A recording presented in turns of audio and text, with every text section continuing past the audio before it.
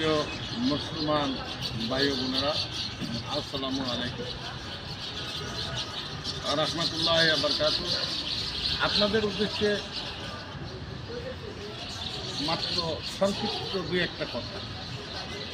পায়ের চান্দিনা থেকে মাথার চান্দিনা পর্যন্ত আপনাকে আপনি জানা শোনা, আপনাকে আপনি দেখা, ধরা, পড়া, স্বাচ্ছন্দ্য উপভোগ করা, এই হলো তরিকাতের মূল কাজ।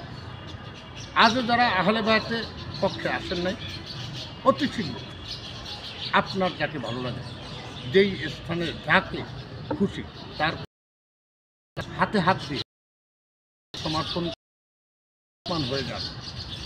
আর মুসলমান না হয়ে যদি আপনি বিদায় গ্রহণ করেন,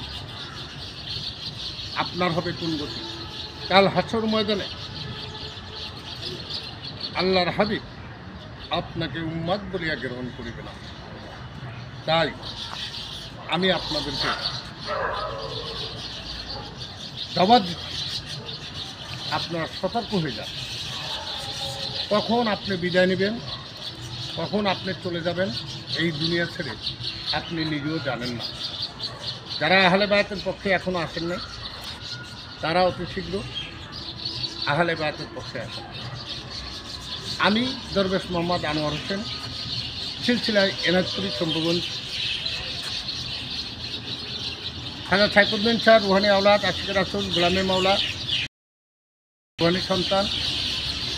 আমি আমার দয়াল, আমার মুর্শিদ, আমার গুরু রহিম শাহ ফকিরের হাত ধরে আজ এই পর্যন্ত চলে আসছি।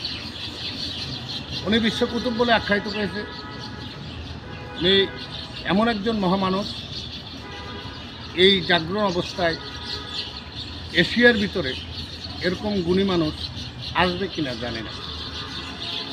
আমি ওনার সঙ্গে দীর্ঘদিন সময় দিয়েছি, এমনকি বছরের পর বছর, মাসের পর মাস, দিনের পর দিন ওনার সাথে থাকছি। ওনার কথাগুলো আমি শুনছি। অনেক গুরুত্বপূর্ণ জীবিত কোরআন, যেরকম কোরআনে যেমন কথা কয়, ঠিক তদ্রূপ ওনার ভিতর থেকে 24 ঘন্টা কোরআনের কথাই হতো। আর সেগুলি আমরা শুনেছি বিদায় আজকে আল্লাহ পাকের মেহরবানি, আমার মহান মুর্শিদের রুহানি ফায়েজ বরকতে এই পর্যন্ত আপনাদের সম্মুখে হাজির হয়ে দুই একটা কথা বললাম। না যাই না, না বুঝা, না শুই না, কারো প্রেমে মজিয়েন না।